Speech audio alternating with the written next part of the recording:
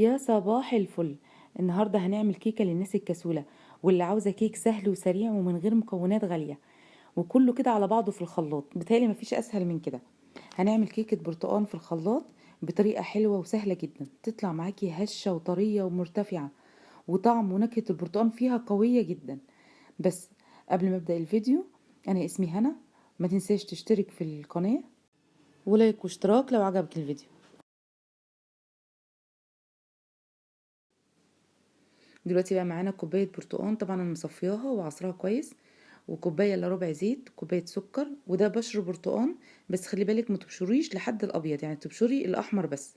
وثلاث بيضات، ومعانا بيكنج باودر وفانيليا. البيض يا جماعه انا مستخدماه بدرجه حراره الغرفه، يعني ما يبقاش طالع من التلاجة او حاجه عشان بوظلكيش الكيك. لازم تكون البضايه دافيه شويه مش ساقعه. تمام. دلوقتي هنحط بقى حطينا السمن والسكر، وهحط الفانيليا، وهنبتدي نقلب شويه.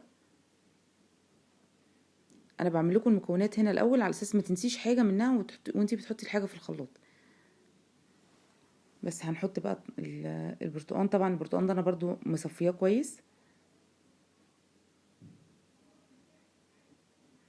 كده انا حطيت كوبايه وربع سكر. يعني ده اللي انا حطيته في الاخر، ده كان ربع سكر تاني، لان الكميه ما شاء الله كانت كبيره، كوبايه البرتقان كانت كبيره جدا. هنحط بقى البيض. لو هتعملي الكيك بتطلعي البيض قبلها بشويه من التلاجة، او مثلا بتبيتيه بره من بالليل عشان خاطر ما يبقاش ساقع.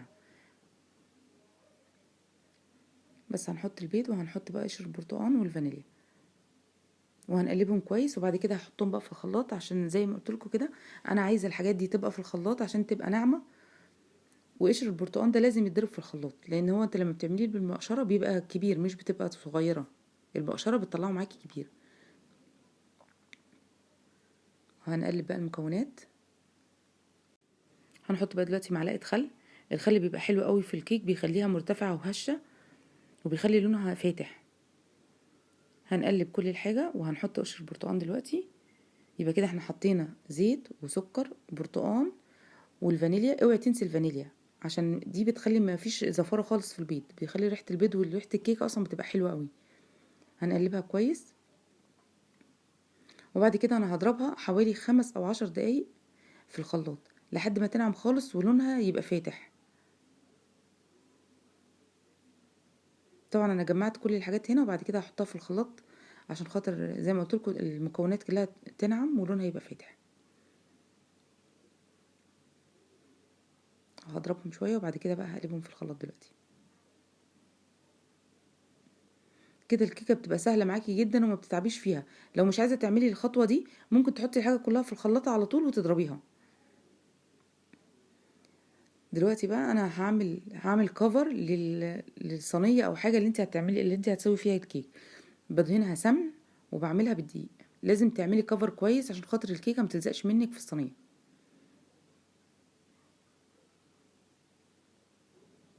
اهي بغلفها كويس جدا من كل الجوانب. الخطوه دي يا جماعه مهمه جدا في الكيكه عشان ما تلزقش. الحبايب اللي ما بتعرفش تعمل الكيك، او لسه مثلا عايزه تجرب الخطوه دي وبعد كده تلزق منك او حاجه، لا، لما بتعمليها كده ما شاء الله ما بتلزقش على طول. مجرد ما بتبرد بتشيلها زي ما هي من الصينيه. اهي انا عملت الكفر بتاعها. وهجيب بقى المكونات اللي هي الجافه. دلوقتي بقى هحط المكونات اللي هي السائله. انا ضربتهم خلاص في الخلاط، شايفين لحد لونها ما بقى فاتح كده حوالي 5 دقايق. وكمان بتبقى عامله معاكي رغوه كده، لان ضرب الخلاط بيبقى تحفه فيها. بس هحط بقى الدقيق. طبعا انا نخلت الدقيق. اسهل حاجه في الدنيا هي كيكه البرتقال، وبالتالي ما بيختلفش عليها اتنين، لان طعمها بيبقى حلو قوي وبتبقى خفيفه. غير الكيك اللي هي بيبقى بالشوكولاته والحاجات دي، كيكه البرتقال بتبقى تحفه على الفطار. دلوقتي بقى هنحط الدقيق، كوبايتين ونص دقيق. انا نخله الدقيق على فكره، لازم تنخلي الدقيق عشان خاطر ما يكلكعش معاكي ويبقى هش في الطريقه. دي برضو تكايه تانية من تكات الكيك. كل الكيك لازم اي معجنات لازم تنخلي الدقيق. هنحط بقى الدقيق وهنقلبه، والبيكنج باودر. طبعا هحط الكيس كله. هنقلبه بقى كويس، بتقلبيه بالراحه. هي طبعا انا عشان مسرعه الفيديو، بس هي انت المفروض بتقلبيه بالراحه. هنقلب بقى كل المكونات وهنحطها في الفرن، بس مفيش اسهل من كده. وما خدتش معاكي وقت، 10 دقايق بتكوني عامله الكيكه، وبتاخد حوالي 10 دقايق او ربع ساعه في الفرن حسب حراره الفرن بتاعك. بس هي لازم الفرن يكون سخن، بتسخني الفرن قبلها بشويه. انا حطيت حوالي كوبايتين ونص دقيق. وانتي بتبدأي الكيكة، من اول ما تبدأي تجهيزها بتشغلي الفرن وبتسيبيه على ما بتخلصي الخمس دقايق اللي انتي عملتي فيهم الكيك، بيبقى الفرن سخن، لان لازم الكيكة تدخل على الفرن سخن. دي برضو حاجة من الحاجات اللي بتخلي الكيكة ناجحة، ما تهبطش. وان الفرن يكون سخن حامي، يعني على اعلى درجة، ما يكونش النار بتاعته هادية، لان النار بتاعته لو هادية الكيكة معاكي اول ما هتطلع من الفرن بعد كده هتقل، هتهبط، يعني مش هتبقى بالحجم اللي انتي عايزاه. دلوقتي انا حطيت الكوبايتين ونص دقيق وهقلب كويس. بالتالي مفيش اسهل من كده. كيكه البرتقال دي سهله جدا، وبتبقى حلوه قوي الصبح مع الفطار، مع كوبايه شاي بتبقى رائعه. ايه، هنقلبها بقى كويس. شايفين المكونات كلها بتختفي ولونها فاتح ازاي من عشان ضربناها في الخلاط. طبعا احنا بنقلب في اتجاه واحد، اوعي تعملي في كذا اتجاه عشان خاطر ما تخرجيش منها الهواء، لان الهواء ده برضو سر من نجاح ان الكيكه تبقى ناجحه وهشه، ما تبقاش مكتومه. بس اهو قلبناها كويس. هنبتدي بقى نحطها. شايفين هو ده بقى السمك اللي احنا عايزينه. اهي شايفين سمكها عامل ازاي. هنبتدي بقى نحطها. طبعا بعد ما قلبنا المكونات كلها وخلاص بيبقى مفيش قدامك دقيق خالص، يعني لازم تتاكدي ان كل الدقيق خلص عشان بعد كده ما تلاقيش فيه حبات دقيق في قلب الحاجه.